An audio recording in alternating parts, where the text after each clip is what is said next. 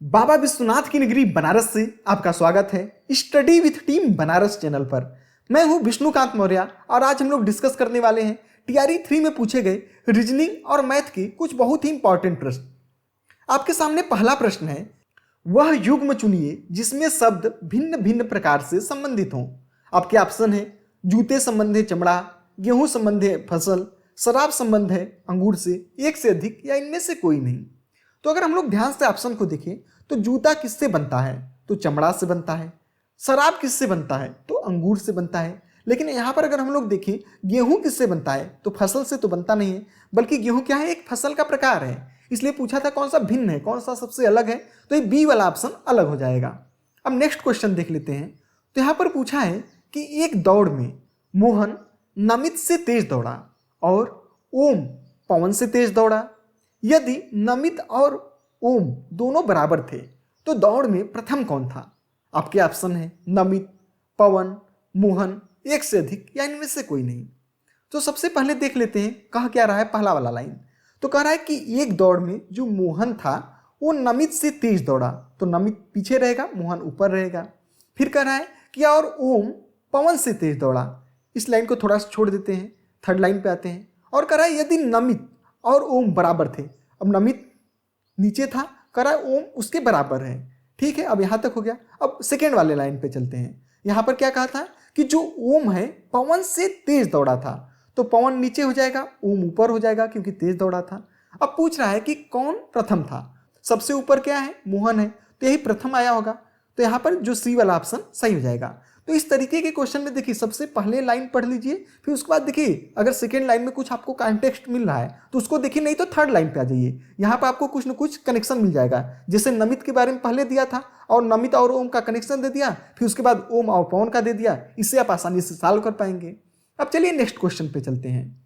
अपने घर से निकलकर कमला दक्षिण दिशा में 50 मीटर गई, फिर बाएं मुड़कर 60 मीटर चली। वह पुनः दाएं मुड़कर 30 मीटर चली। अब उसे अपने घर सीधे पहुंचने के लिए कितना मीटर चलना पड़ेगा। आपके ऑप्शन है 10 मीटर, 100 मीटर, 90 मीटर, 140 मीटर, एक से अधिक या इनमें से कोई नहीं। तो थोड़ा सा डायरेक्शन आप समझ जाइए, ऊपर उत्तर रहता है, ठीक है, नीचे दक्षिण, इधर पूरब, इधर पश्चिम। ठीक है, अब यहाँ पर क्वेश्चन कर रहा था कि अपने घर से निकलकर कमला दक्षिण दिशा में चली। मान लेते कमला का घर यहाँ रहा होगा, यहाँ से दक्षिण दिशा में चली, कितना मीटर, तो 50 मीटर। इसके बाद कराए फिर बाएं मुड़कर 60 मीटर चली। अब कमला यहाँ पहुंच चुकी है, यहाँ से इसका बायां किधर होगा, इधर होगा। करा यहाँ तक 60 मीटर चली। ठीक है, इसके बाद वह पुनः दाएं मुड़कर 30 मीटर चली। अभी कमला यहाँ पर है, अब यहाँ से इसका दाएं किधर होगा, नीचे हो जाएगा।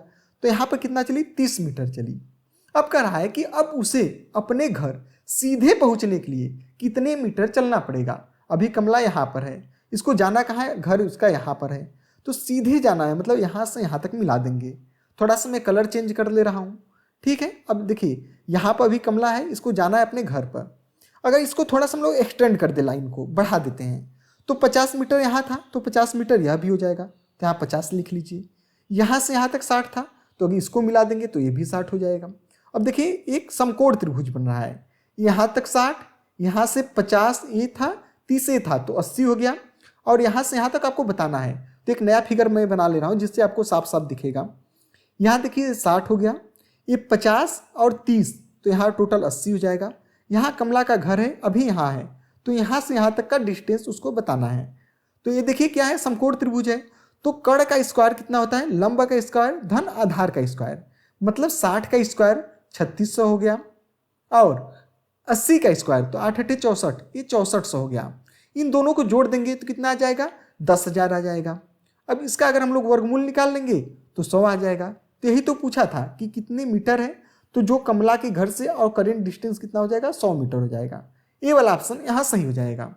अब चलिए नेक्स्ट क्वेश्चन देख लेते हैं। तो यहाँ पर देखिए पूछा है कि दो घनों के आयतन का अनुपात 8 संबंधी 27 है, उनके सतह क्षेत्रफल का अनुपात क्या होगा। 4 संबंधी 9, 12 संबंधी 9, 2 संबंधी 3, एक से अधिक या इनमें से कोई नहीं। तो देखिए इस तरीके के क्वेश्चन को मैं आपको एक ट्रिक के माध्यम से समझा देता हूं, जिससे कि काफी आसानी से आप क्वेश्चन को सॉल्व कर पाएंगे।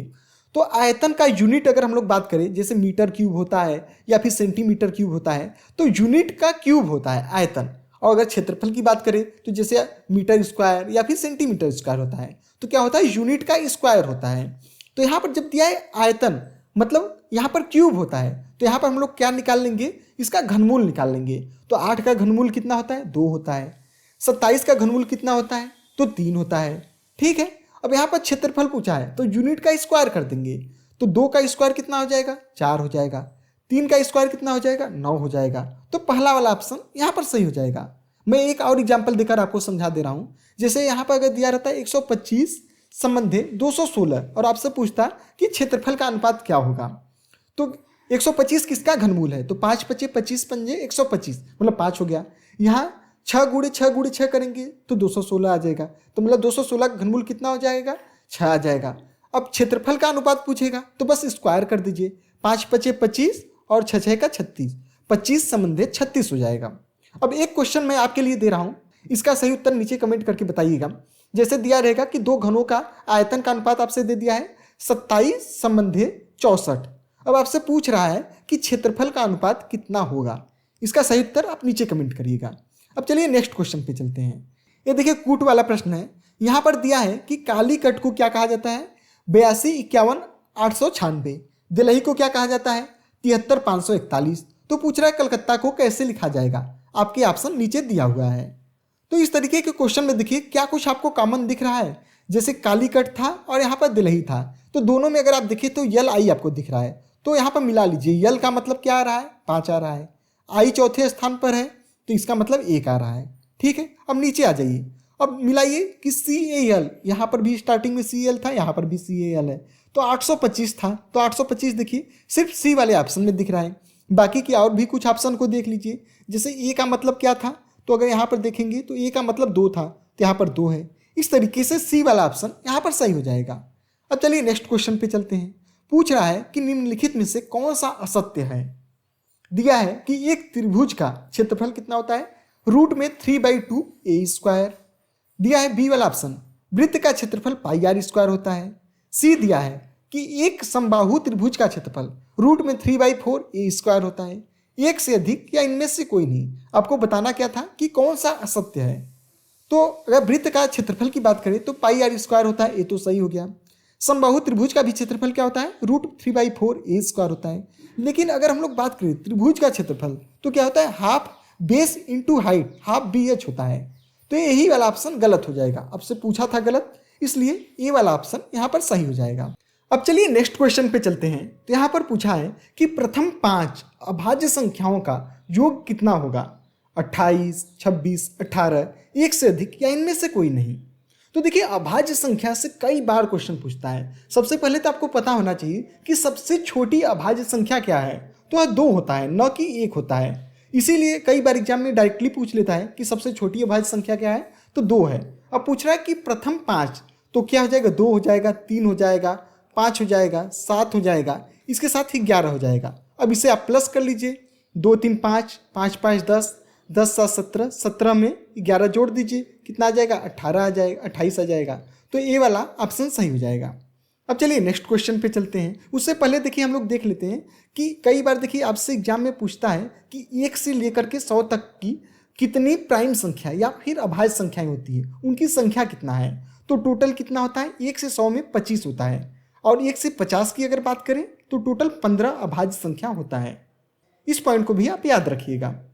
अब चलिए नेक्स्ट क्वेश्चन पे चलते हैं। यहाँ पर पूछा है कि लड़कियों की एक पंक्ति में कविता बाईं तरफ से 9वें स्थान पे है। बाईं तरफ से 9वें स्थान पे कौन है, कविता है। ठीक है, और तथा करा है गौरी दाईं तरफ से 16वें स्थान। यहाँ पर गौरी है 16वें स्थान पे, किस तरफ से, तो दाईं स्थान से। ठीक है, दाईं तरफ से।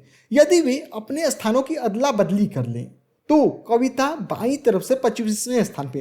अब कविता यहाँ पर आ गई है 25वें स्थान पर। ठीक है, तो पूछ रहा है पंक्ति में टोटल कितनी लड़कियां थी। अब कविता यहाँ पर आ चुकी है तो 25, यहाँ से यहाँ तक 25वें स्थान हो गया। और इधर से टोटल कितना था, 16वां स्थान था। तो इस मतलब 16वां स्थान तो ये था, तो इससे पहले कितने और रहे होंगे, 15 और लड़कियां रही होंगी। तो 25 में अगर हम लोग 15 जोड़ देंगे तो टोटल 40 लड़कियां हो जाएंगी। तो पंक्ति में कितनी लड़कियां थी, तो 40 लड़कियां थी। अब चलिए नेक्स्ट क्वेश्चन देख लेते हैं। तो यहाँ पर पूछा है कि एक वृत्त का क्षेत्रफल उसकी परिधि का 2 गुना है। तो वृत्त की त्रिज्या आपको बतानी है। तो वृत्त का क्षेत्रफल क्या होता है, पाई आर स्क्वायर होता है, और परिधि क्या होता है, 2 पाई आर होता है। कहना जो क्षेत्रफल है उसकी परिधि का 2 गुना है। तो अगर हम लोग इसमें परिधि में 2 से गुणा कर दे तो दोनों बराबर हो जाएगा। यहाँ पाई से पाई काट देंगे, ठीक है। इसके बाद आर स्क्वायर बराबर हो गया 4r। अब आर स्क्वायर मतलब आर बराबर क्या हो जाएगा, एक आर से एक आर कट गया तो आर बराबर 4 आ जाएगा। तो यहाँ पर बी वाला ऑप्शन सही हो जाएगा। तो इस तरीके से देखिए हम लोगों ने कुछ इंपॉर्टेंट प्रश्न को देख लिया है। आपको यह वीडियो कैसा लगा? अगर अच्छा लगा होगा तो लाइक कर दीजिए, और चैनल को अभी तक सब्सक्राइब नहीं किए तो कर लीजिएगा।